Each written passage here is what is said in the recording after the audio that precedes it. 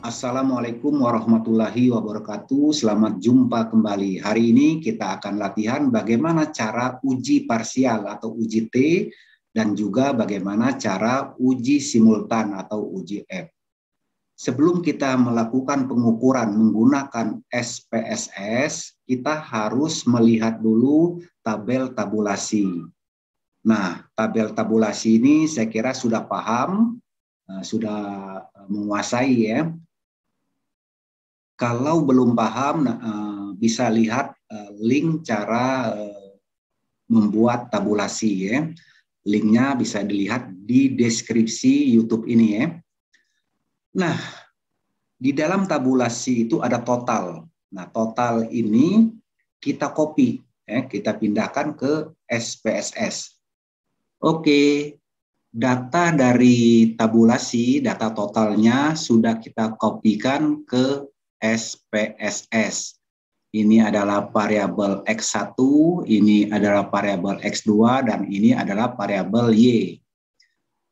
Nah, namanya masih nama standar. Ini par 001, par 002, par 03. Kita ganti dulu, kita masuk ke variabel view. Kita klik ini ya, variabel view-nya kita klik.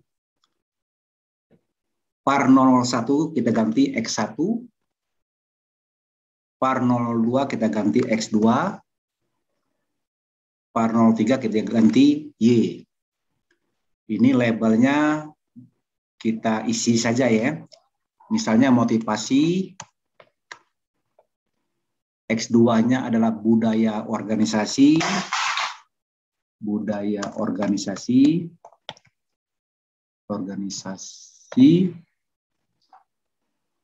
dan Y-nya adalah kinerja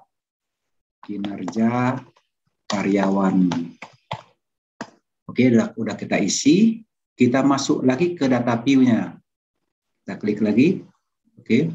Nah, di sini sudah berubah X1, X2, dan Y.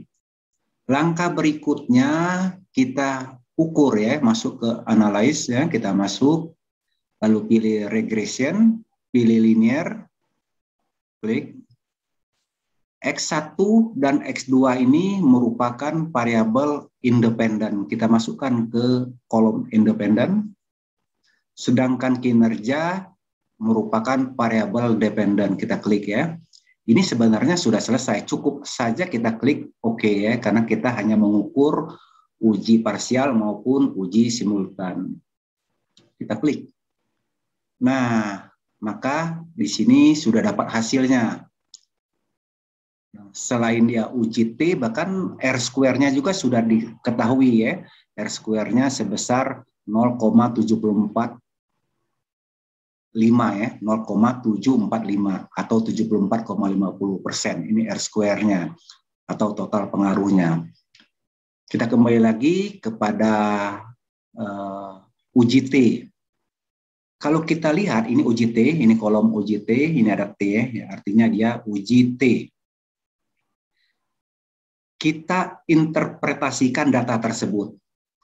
Di sini ada motivasi, artinya motivasi terhadap kinerja signifikan karena dia lebih kecil dari 0,05, sedangkan hasilnya adalah 0,29. Artinya motivasi terhadap kinerja signifikan.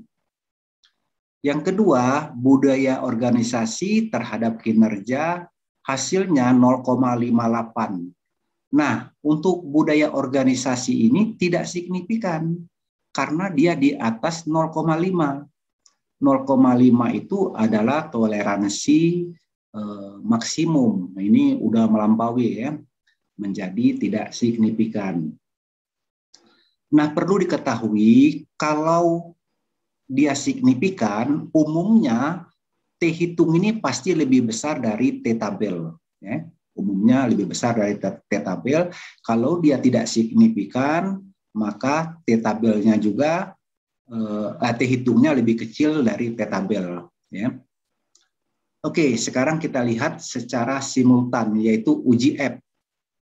Kalau kita baca, di sini 0,00. Artinya dia signifikan, karena di bawah 0,05. F hitungnya 30,706. Pasti dia lebih besar daripada F tabel. Jadi mudah sekali cara menghitung uji T maupun uji F ya. Semoga kalian dapat memahami dengan baik. Demikian, wassalamualaikum warahmatullahi wabarakatuh.